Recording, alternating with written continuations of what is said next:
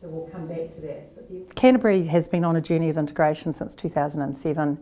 A few years ago we were invited over here and we saw the opportunity to partner with South Tyneside. We loved their approach and we kind of went, we just need to emulate what they're doing. We need to copy what they've done.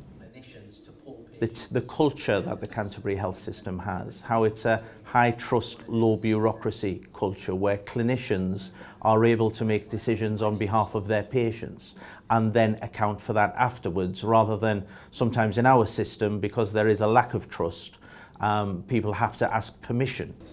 We are one of 5 commissioning support units and we support systems, we support CCGs, we support trusts, we support integrated care systems. So we can support them with understanding what is happening in Canterbury, understanding the methods, the technologies, the processes, the people, the leadership, the culture changes and how that's gone about. We learn all of that and we can pass it on into the UK.